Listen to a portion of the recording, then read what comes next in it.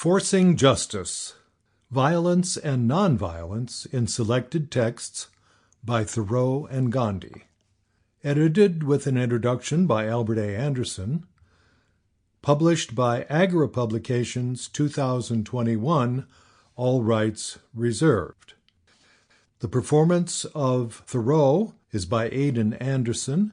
The performance of Gandhi is by Dan Woods. Introduction. This is a time of extreme moral, political, and economic division in the United States and throughout the world. The depth of that division is symbolized by the murder of George Floyd on May 25, 2020, in Minneapolis, Minnesota. I defer to historians to trace the roots and determine the scope of that phenomenon. The philosophical question concerns the analysis and justification of the means that should be used to promote justice. The Black Lives Matter movement in the United States preceded the death of George Floyd, but it became much more prominent in the public consciousness as protests spawned by the murder of George Floyd and many other people spread beyond Minnesota, beyond the United States, and extended throughout the globe. Those protests and counter-protests involved both nonviolent action and violence that caused injury and death.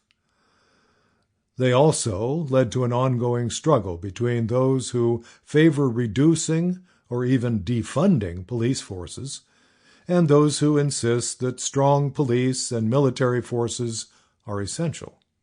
This collection focuses on the differences between using force and using nonviolence to achieve justice in human society. This issue not only transcends geographical boundaries, but it also forces us to think again about the struggle to eliminate slavery that spawned the Civil War, gave birth to the Reconstruction era, and led to the reaction that created the Jim Crow laws that sought to cancel the rights of black people the war was fought to obtain.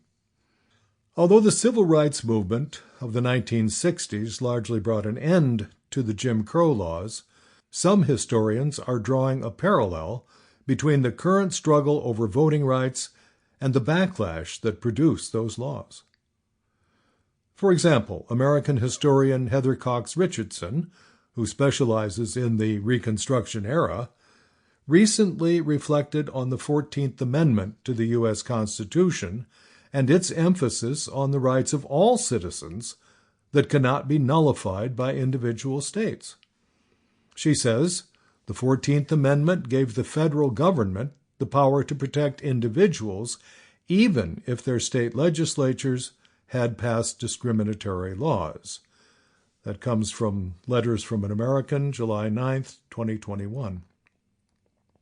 Given recent attempts by some states to restrict voting laws, and in light of the current domination of the U.S. Supreme Court by originalists, Richardson concludes that, quote, the principles of the 14th Amendment seem terribly current.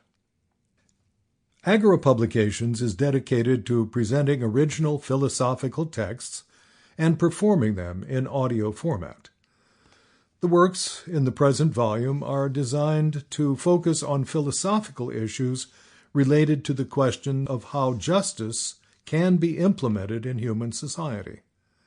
Since its beginning, the field of philosophy has placed the concept and practice of justice high on its list of topics.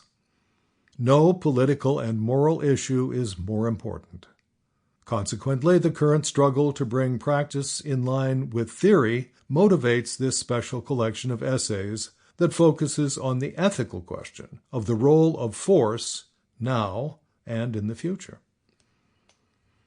Many of the works on the AGRA Publications list deal with the idea of justice, with Plato's Republic as the most prominent example. Forcing Justice is specifically concerned with the issue of using force, especially police and military force, to end injustice and promote justice. Although both Henry David Thoreau and Mohandas K. Gandhi Sample complete. Ready to continue?